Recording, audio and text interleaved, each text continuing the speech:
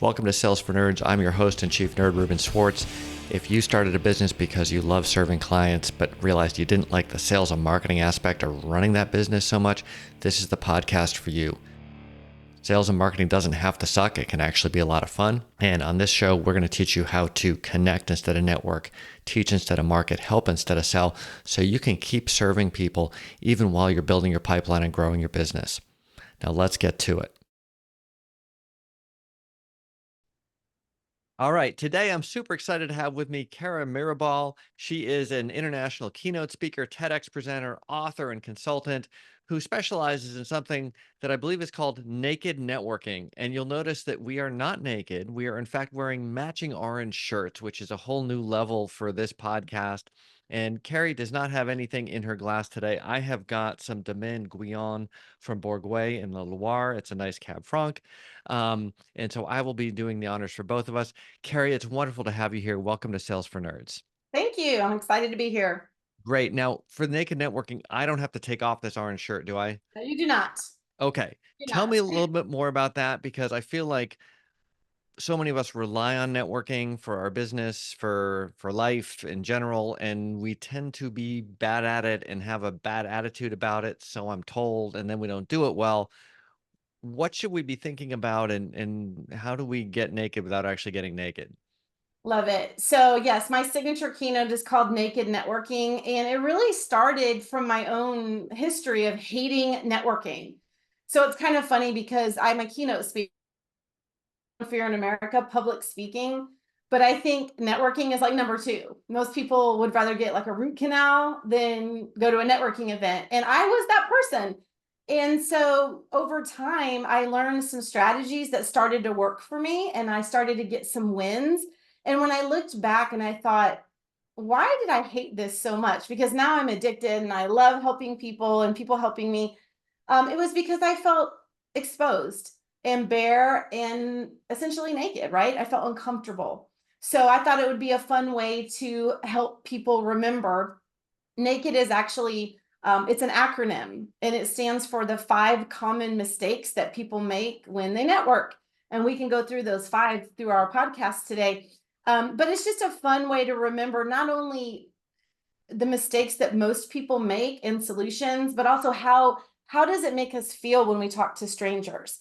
So I'm in the business of helping people learn to push past fear and get a little bit more confident when they talk to people, because the gifts on the other side are so amazing that I want to turn even more people onto the concept. So that's kind of the premise of naked networking. And it's fun. It looks great on the marquee.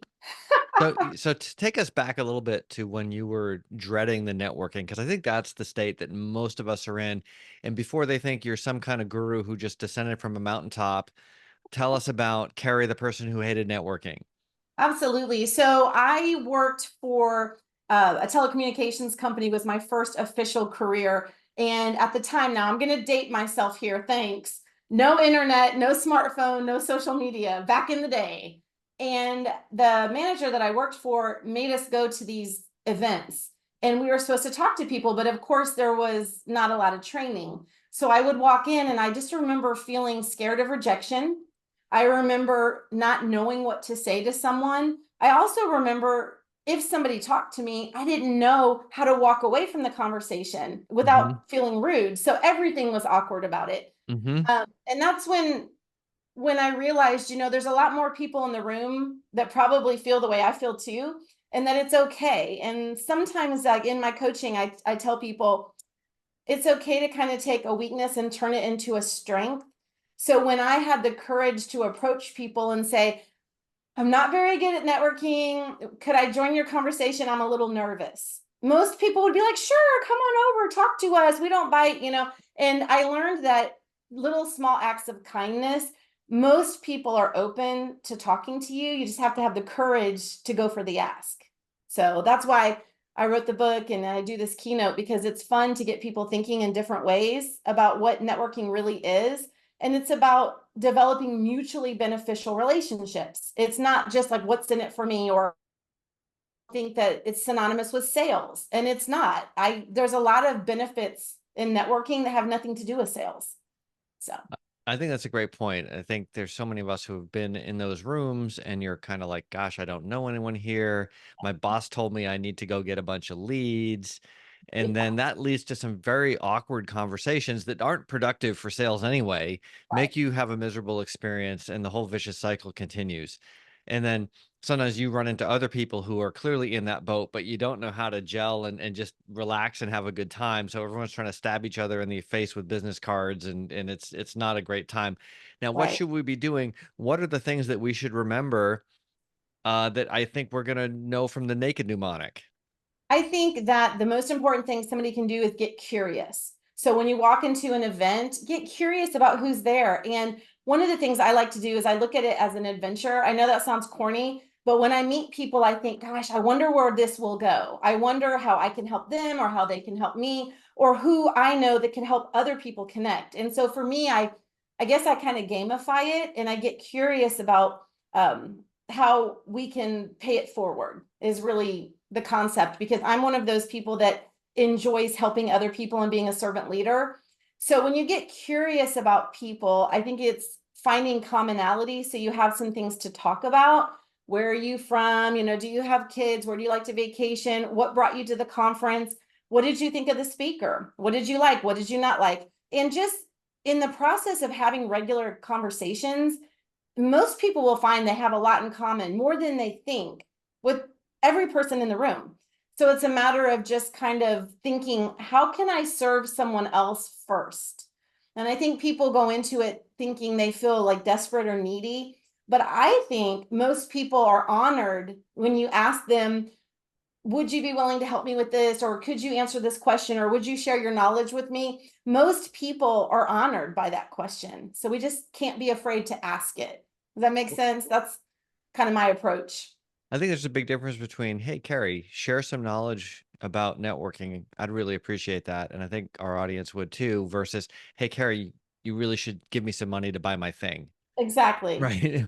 Yeah, exactly. And and the questions are, how can I be of service to you? You know, and what would be a good prospect for you? And you know, maybe I know someone that can help you get from point A to point B faster. How can I help you fill that need?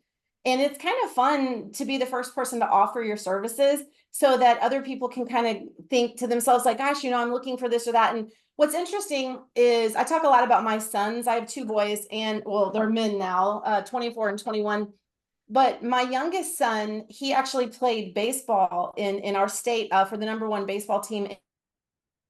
He wanted to get into the orthopedics field. And so I had a friend that was in the business. And I remember my son was like, Mom, I don't have anything in common with that guy. How am I going to talk to him? Because if you're in my family, you've been networking since you were like itty bitty, right? So this is like a trait that I wish I would have learned when I was younger. So my kids are learning it now.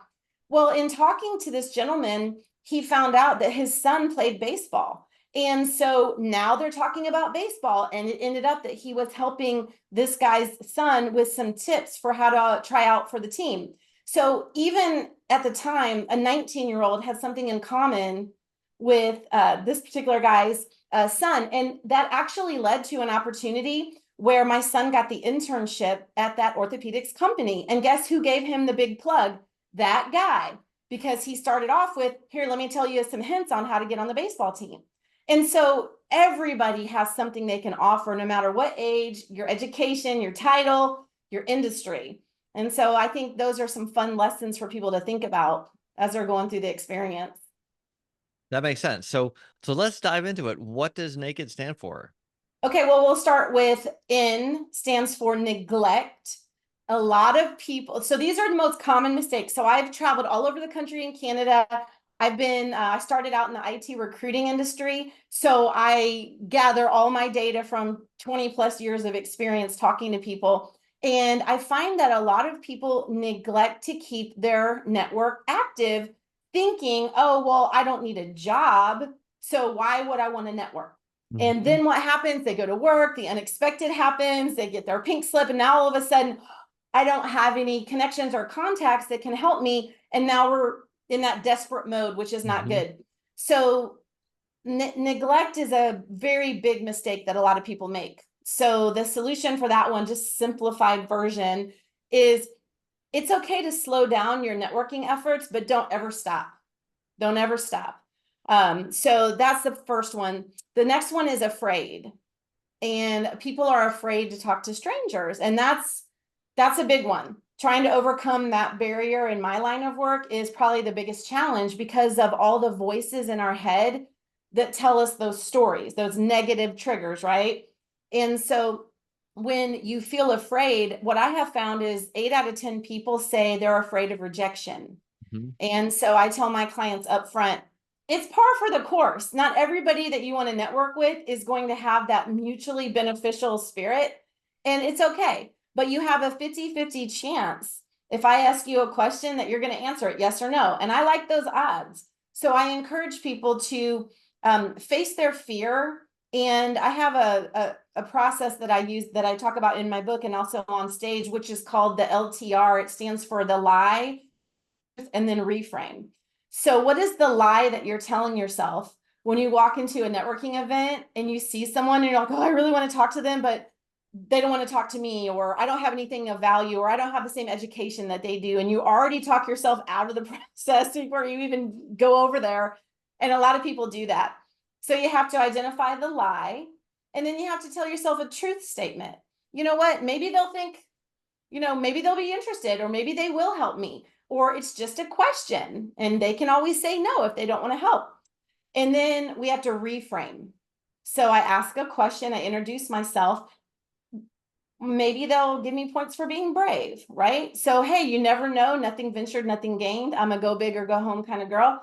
So I encourage my clients to really walk through those steps when they feel afraid, and it kind of helps them push through it and identify those stories in their head, right? Mhm. Knowledge is the next one. A lot of people don't have the knowledge or the strategy to be able to talk to strangers.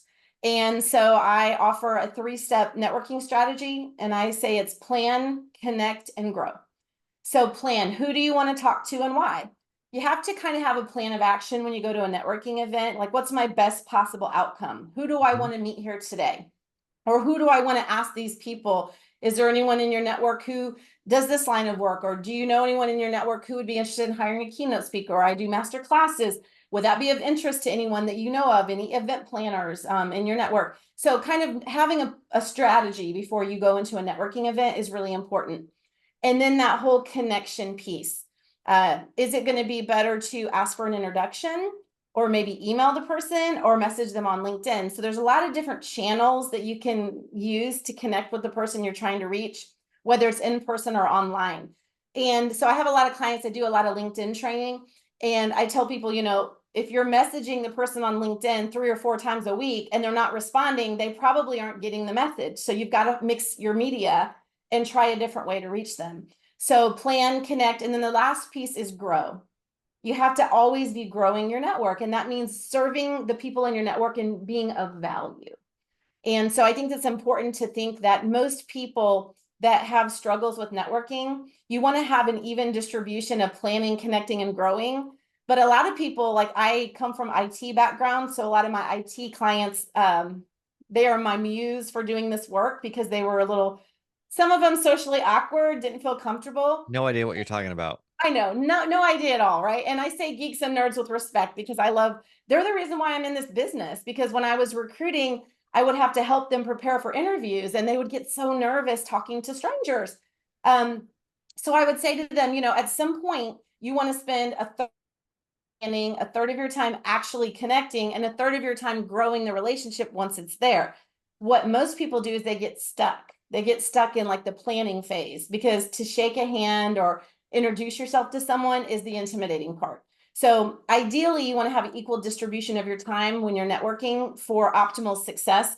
And most people I talk to will be able to identify where they're lacking in that knowledge piece. So that's the knowledge in Naked. The E in Naked stands for engage. And what I find is people are, quite frankly, just a little socially awkward, or maybe they approach someone and they're not authentic. So I always tell people, just be yourself. And again, if you're uncomfortable, it's okay to say, hi, my name is Kari. I'm new here. I don't know anyone. Can I join your conversation? Or just kind of accept that there's that level of nervousness, but most people are nervous too. And it's better to just throw it out there than it is to, I think, go to an event and you're like, oh, the weather,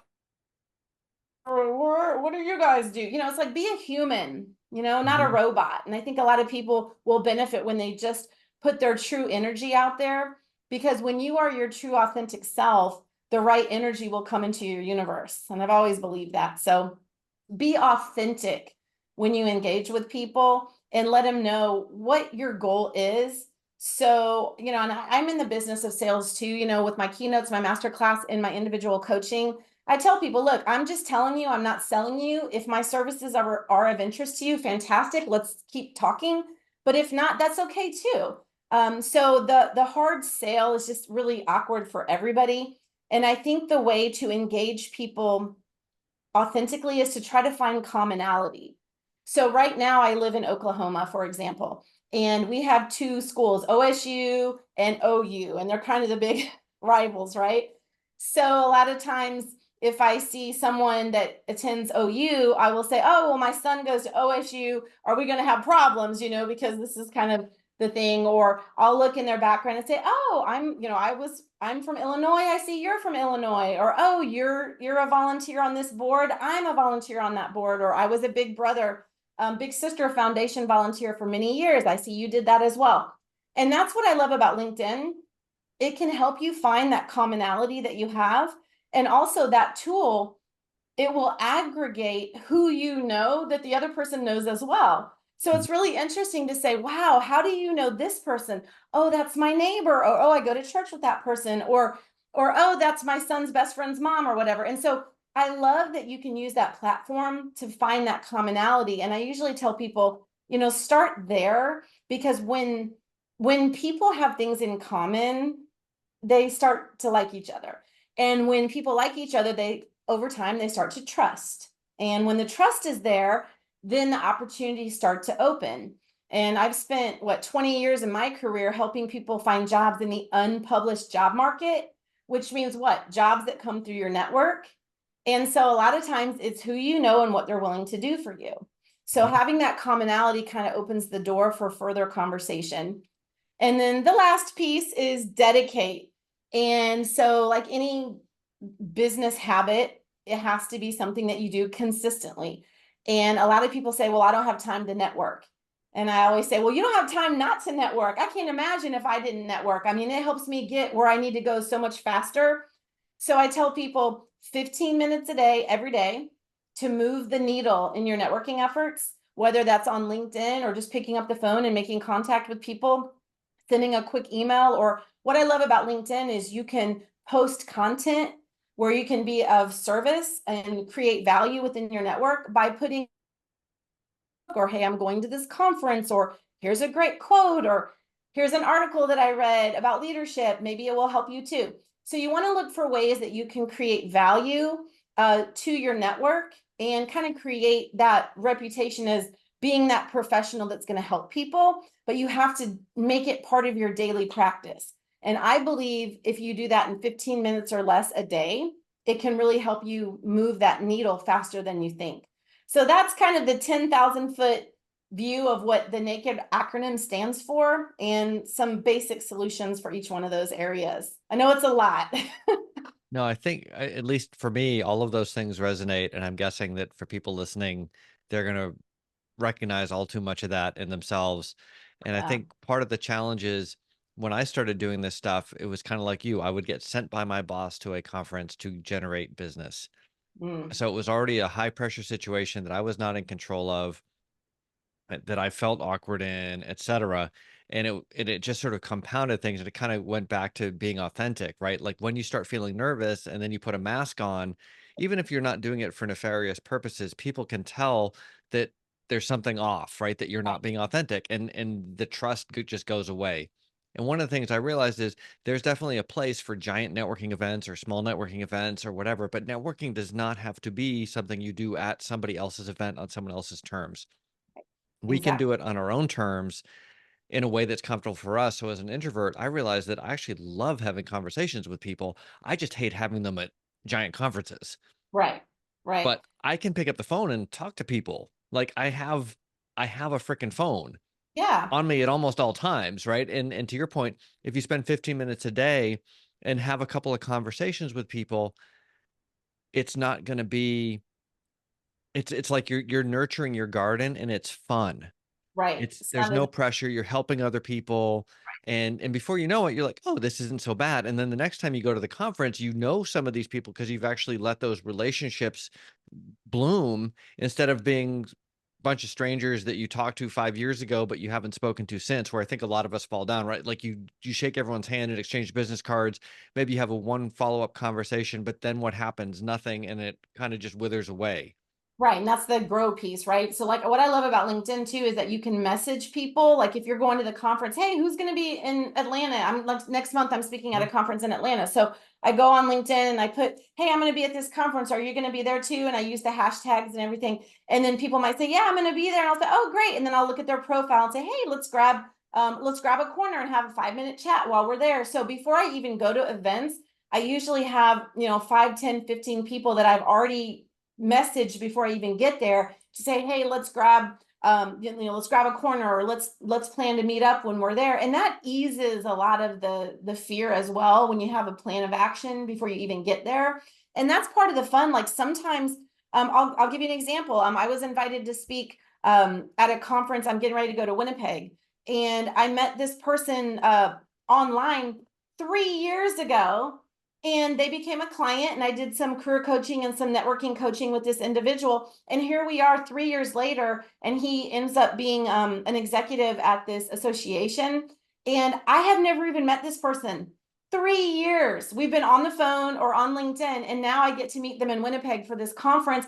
And it's crazy because I feel like I already know this person mhm. so well before I get there that I'm not even nervous at all about it. And I think if people kind of realize networking takes time. We have this gumball mentality, I call it, where you put a quarter in and you get your immediate treat. Doesn't work that way. It's patience, which I don't have a lot of, but you have to be patient and you have to be persistent and you have to practice, which a lot of people don't understand. Networking is an art. And like anything, you've got to put the time in to practice. And are you going to put your foot in your mouth? Yes. Are you going to say things like, "Ooh, that didn't sound very good"? But it's okay to know that you're going to fall, but the more you practice and the more you get out there, the more comfortable you become. And like I said, you know I even get nervous about it sometimes still. And I'll give you another example. I was in Washington DC, and I met one of my clients is in the Air Force. I'll just put it like that. And I was so intimidated. I was in this room with these people that are like talking about quantum physics and all these things, and I was just like, and I was so nervous because I thought I don't have anything, like I can't speak at their level. But then I realized everybody is ignorant just on different subjects, right? So if you ask a fish, hey, how do you climb a tree? The fish doesn't know because it doesn't climb trees, right? And then you think, oh, the fish is ignorant. No, everybody has different skills and different gifts that the universe has given them. And so it's okay to kind of, I told those folks, I was like, I am intimidated to even be in the room with you all. But one thing I do know is I do know how to present and I do know how to capture an audience. And so they had hired me to do some speaker coaching for them. And then I felt comfortable because I realized I'm giving my gift to them and they're giving their gift to the world. And so we all kind of are interconnected and we can all help each other get where we're trying to go once we put ego to the side and we operate out of what I call more the soul. Like, how can I be of service?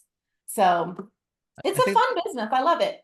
I think that's a great point, and I wanna go back to something you talked about earlier, which is practice. Because one of my Yeah. pet peeves is I have a lot of sympathy, and I've screwed this up so many times, but it's like you go to the networking thing and somebody's like, "What I do is blah, blah, blah, blah," and they give, like, just the worst stumbling explanation of what they do. Yeah. You have no idea what they do or who they wanna meet or anything, and Right. it's really just awkward, and so if you do that once, twice, 3 times, totally understandable, but I have been to situations where I'm like, "This person comes to this meeting every week and has stood up and said this thing 50 times, and it's the same crap." Yeah. Like, do yourself a favor and get some feedback so you can talk about yourself. You don't have to brag, but at least somebody should understand you should be able to explain to people what the heck you do. So now I'm going to challenge you Because my question for you is, when you went to that person and said, hey, I have a suggestion, maybe come up with a tagline or something that will help you get your message across a little bit more effectively. What did they say? Well, so I didn't say that, Exactly. right? Because I don't know them. But there are people that I know or that I Yeah. develop relationships with. I'm like, hey, I don't think what you're saying really captures the essence of what you do. I don't think you're giving yourself enough credit. Right. And I think it's all in languaging and delivery, right? We talk about how do we engage people. I see that sometimes what I'll say is, hey, are you open to feedback? And if they're like, sure, I think you have a great message, but I feel like it's not landing on people. And I wondered, like, perhaps maybe would you ever consider coming up with maybe a different tell me about yourself statement? And I'm happy to help. I'm really big in my business on taglines. So, like, my tagline is I teach people how to network smarter. Nike, just do it, right? So it's important for each of the clients that I work with to have a tagline on their resume, on their networking, on their business card, on their LinkedIn. It's a tagline. My son, he is in he does like software development. So his on LinkedIn it says, I help end users increase efficiency and effectiveness through programming. So he's helping companies make money and save money because the programs that he develops are streamlining operations. So to be able to go to an event and say, I help companies streamline business with programming systems that I develop. I mean, that's powerful. And anybody can come up with that. Chat GPT is a great friend these days for suggestions, and then you can make it your own.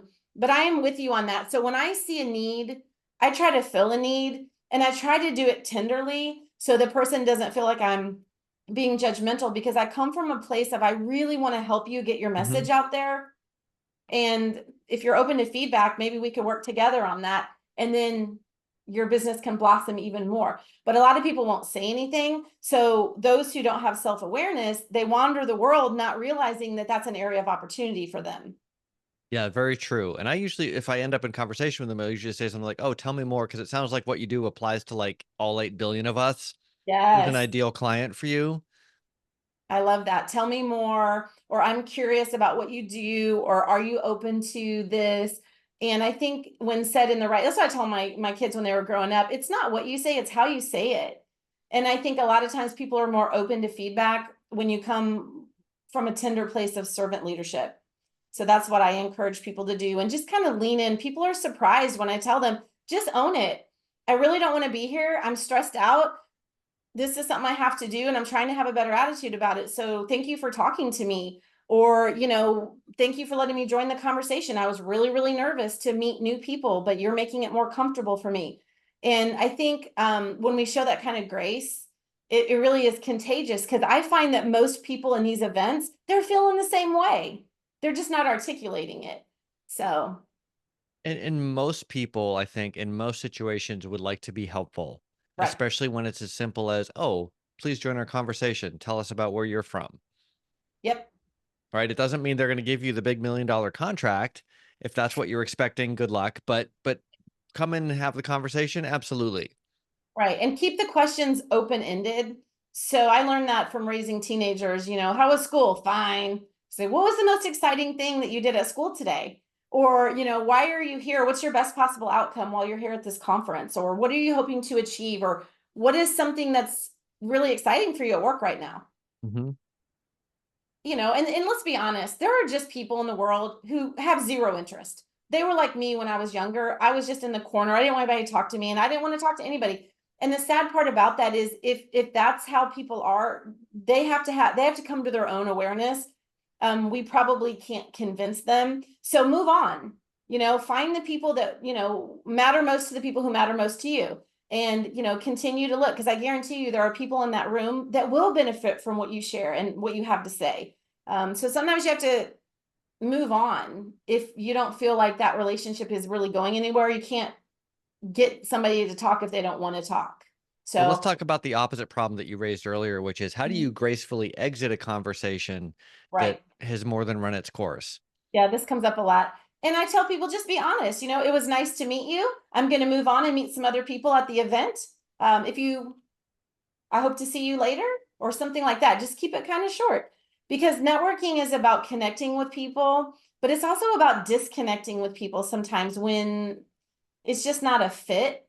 I always tell people, always be of service to other people, but there are those in the world that will just take, and they never reciprocate. Mhm. So sometimes you just have to have that conversation that's tough. Like, Jane, thanks for coming to me for the last 3 times I've given what I thought was some pretty good advice, but I'm still waiting on that referral over at the 501(c)(3) that I'm trying to get an introduction to.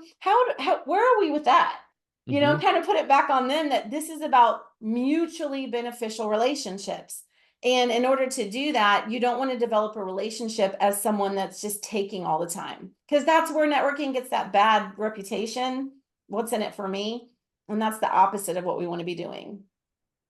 Yeah, and I think that whole notion of connecting people together is one of the amazing things about networking.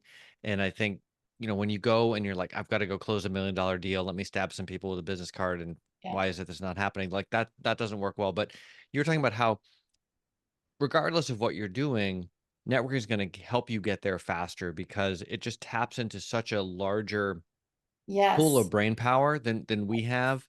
And I have a little calculator on my website, which is like, what is your maximum social network? And depending on how many people you talk to and how much time you have to talk to them and how often you want to talk to them and all blah, blah, blah, blah. Here's how many people you can realistically nurture relationships with.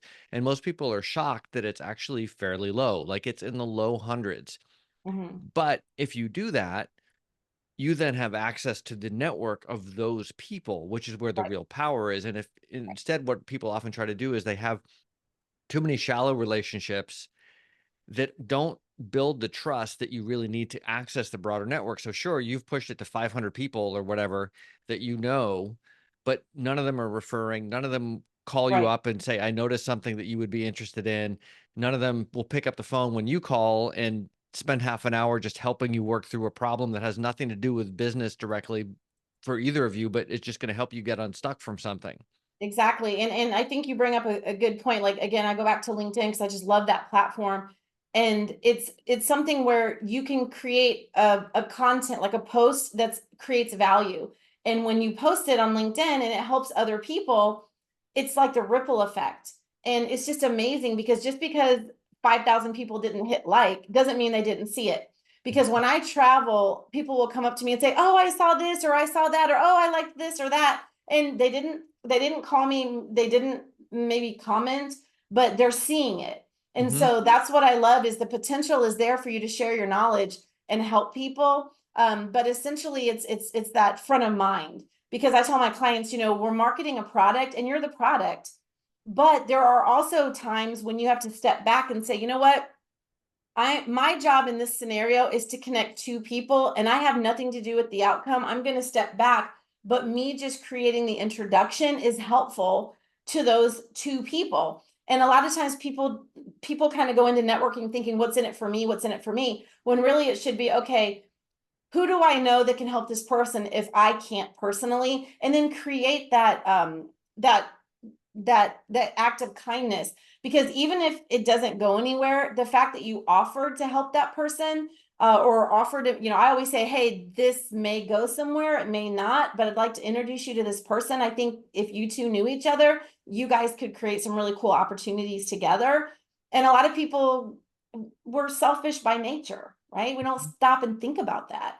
And I think that's the sad part of, being a human being. So I always try to, every day I wake up and the first thing I do is I thank the universe for the gift I have to do the work that I love, that I used to hate, but I love now. Right. And I think about, like, I have a notebook that I keep all my success stories in. And so when I have those days where I just feel like, man, people are rejecting me, or I'm not getting where I need to go, I go back and I look at those stories and I think, okay, this must not be the right door. This must not be the right opportunity. But it's kind of crazy. I do career coaching and networking coaching. And it's interesting because I write really great resumes using my IT recruiting experience. However, it might surprise your listeners that I have not had a paper resume since, and that is true, Sorry, because say that again. You cut out for a since, second. since 1992, I have not used a paper resume. I write them, I help my clients write them, but I don't have one myself, because every opportunity that I have had has come through my network. And so again, getting from point A to point B faster. Um, my my oldest son, we randomly went to Office Depot one day and ran into a young man and asked if they were hiring, and he said no, but I'm looking for a job, so I guess if I find a job, my job will be open. And it turns out he was looking for a tier one help desk position. And so my son's like, well, my mom's an IT recruiter. So I said to this young man, if I help you get a job, will you take my son's resume into the GM and help him get your job? And he said, yes. So we ended up working together, and he ended up moving on. I helped him get a job. And then my son, he worked at that Office Depot for 2 years. And then LinkedIn sent me a notification that that guy had been promoted. And so I was like, congratulations on the promotion.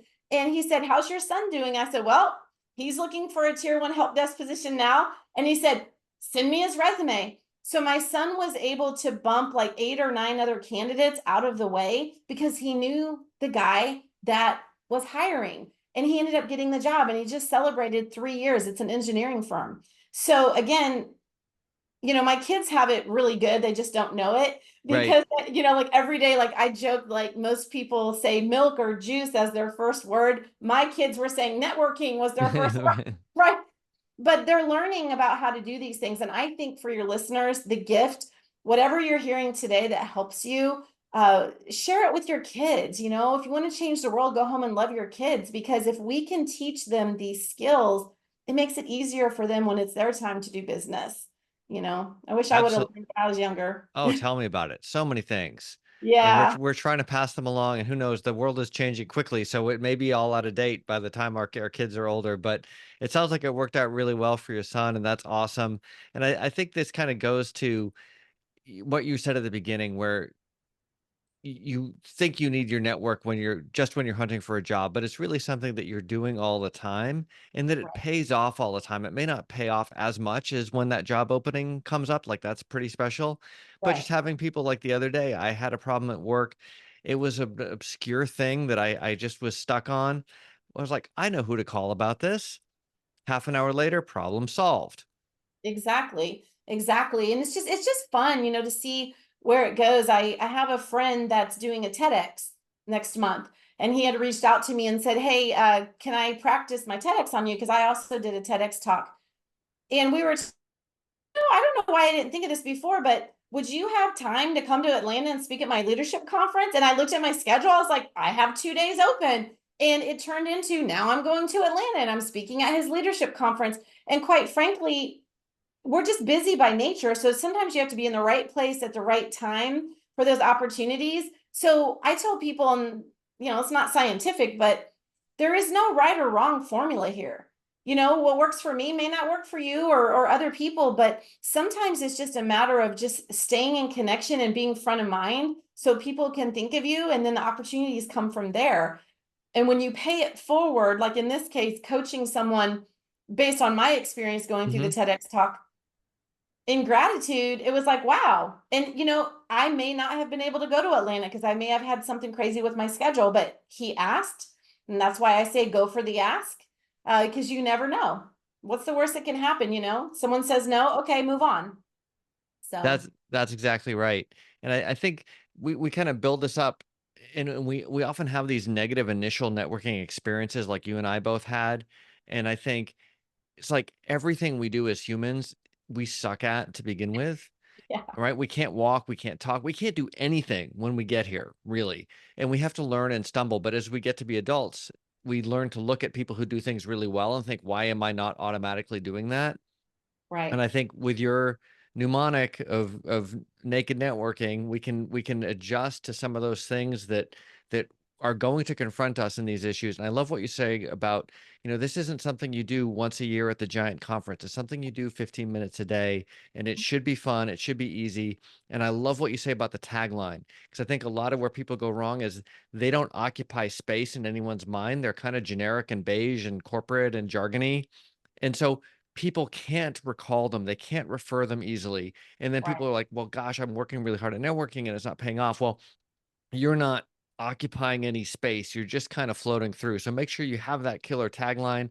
You can evolve it over time as needed. It doesn't have to be saving the world or curing cancer, just whatever it is that you do that you want to be remembered for. Make sure that's there. And then people, just like you are trying to make introductions for other people, people love to make introductions for you too, for the most part. Your purpose, and it's interesting in this business, the smaller the niche, the bigger the opportunity. I have clients that are like, I only develop websites for people in the manufacturing field, or I have a client that only works with female entrepreneurs. So it's really interesting, and it's what helps you to be remembered, like branding. So I always wear black and orange. That's my thing everywhere I go. And so I've been places where they can't necessarily remember my name, but they're like, "You're the Orange Heels girl," and I'm like, "Yeah." So I tell all my clients, you are the brand. And what do you want to be known for? When you lean into your passion and you're giving your gifts to other people, people remember that. Maya Angelou said, people don't remember what you say or do. They remember how you make them feel. Mhm. And I think in the networking experience, you want people to feel valued.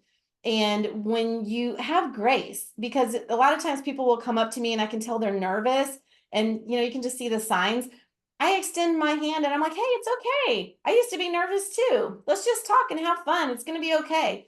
And I think the more that we can be kind, if you can be anything in the world, be kind, and be kind to other people and help other people and look for opportunities that are missed by most to network and connect and help people. And then in turn, people will help you. And it's not a sign of weakness to ask for help. I think it's a sign of strength. So I encourage your audience to get curious, to go for the ask, to think about the 5 mistakes, the neglect, the afraid, the knowledge, the engage, and the dedicate, and really work on. In my keynote, I call it the hashtag Orange Heels. What is your orange heel? What is your barrier? There's a whole story behind that, but what is your barrier? Where do you need to do the most work? And then be willing to commit yourself to overcoming that barrier, that fear, so that you can get the best possible outcome. And I think one way to do that is to begin with the end in mind. So when you go somewhere or you meet someone, what is my best possible outcome? What am I hoping to achieve by meeting this person? And let that be your inspiration for doing the undesirable. So we have to do the undesirable to get the desirable in this world. So maybe the undesirable is that 10 or 15 seconds of awkwardness when you first Mhm. start talking to someone. But think about the goal and what you want to achieve, and let that drive you. And I'd even add, like, if you hate going to these big networking things, what about the people that you networked with last year, 5 years ago, people you've known for years that maybe you're just overdue to talk to? Right. Wouldn't that be an easier conversation and maybe more rewarding? Just throwing that out there. Absolutely. And while you're saying that, one thing that I suggest is when you go to these events, you know how they have the name tag with your name? Put something funny on there or interesting. So when I go to events, I say, "Ask me about naked networking." So come up with something that is creative to your business or your motif or whatever you're doing. And or ask me about my trip to Italy that I just got back from. And people appreciate that because they're like, "Oh, tell me, what does that mean?" And then the conversation can start from there. And that's where that commonality comes in. And so I think little tricks like that with your badge. I have a badge that says I talk to strangers. And so I Nice. wear that, and that's a conversation starter. So it's just, I think we just have to give ourselves permission to fail. And for me personally, failure has been my best teacher. Because I tell all my clients, you are going to fail. You are going to get rejected. People are going to be jerks. It is part of it. And it's okay. Our job is to find, our people. I'm not for everybody. And so we go out there and we do the best we can. And in the end, most people, I think, want to help. But you So have can to have the courage to do it. can I LTR that failure? Yes, 'Cause please. I think I went through that thinking, "Oh, I didn't get the sale," or "This person wasn't very nice to me. That's a failure." And I think that's a lie. I think the truth is when you meet a bunch of people, you want to sort of just take a pass at understanding who are my people in this room. And Right. some of them are not my people. And knowing that is valuable, right? Yes. Like, I don't want to talk to Doug anymore. He's a jerk. Yeah. Okay, now I know. And so the Right, and that's your reframe is reframe. it's Yep. it's a win that I have now classified Doug as he's either having a really bad day or he's just a jerk, and I just don't want to go near him anymore. I'm going to spend my time with other people. How do I do with LTR? I think you did great. The only thing you missed was like the truth statement there. So the lie is, the voice in our head, and then if you want to take it a next step, where does that voice come from? Ooh, this is the yoga part of our session. I know where the voice is in my head. It's my mom. Growing up my whole life, it was, you're not enough, you're not enough, you're not enough. And I realized as I got older that she was just projecting. Hmm. But when you're young, you don't know. So I have clients who are like, oh, I can't ask for a meeting. I just met that person. And I'm like, whose voice is that? Why is that a trigger for you? Let's talk about that and let's explore it, because the truth statement is it's just a question. Let them decide if they want to have the meeting or not. And then the recontextualizing is, hey, if I put it out there, nothing ventured, nothing gained, right? I think it was Wayne Gretzky that said you miss 100% of the shots you never take. That's right. So go for it and see what happens. And you've got a 50-50 chance. I'll take it. So you did a good job on the LTR. All Nice. right. Thank you. Well, and I think you said something really important, right? Which is as parents, our voice often becomes our kids' inner voice. And I Yes. have been trying very hard to do that the right way. And of course, not succeeding 100% by any means, but I'm trying to be conscious of it. And I mean, this has been wonderful, Carrie. And I feel like this topic, there's just so much to go into. You have so much insight here. We could go on for hours, but in the interest of our listeners and of getting you out of here, where can people find you if they want to find out more? I think connect with me on LinkedIn, Kari Mirabal. My website is karimirabal.com. And you can put naked networking in quotes. Make sure you use the quotes on the website or you're going to get weird stuff. But if you type in naked networking, you'll find me. But yeah, I would love to answer questions or be of service to your viewers. So thank you for the opportunity to share just a little bit. My book is on Amazon. My TED Talk is out there. You can Google it. And there's additional tips and suggestions for how to network smarter. And if I can be of service, let me know. Awesome. And we'll have links to all that in the show notes, of course. Thanks so much, Carrie. Cheers. Thank you. Thanks for listening. Drop an iTunes review or a review wherever you listen to this podcast. If you've got a friend who would benefit from this episode, let them know about it. If you've got a friend who wouldn't benefit from this episode, but you just haven't talked to for a while, now's a great time to give them a call. Thanks for listening. Until next time.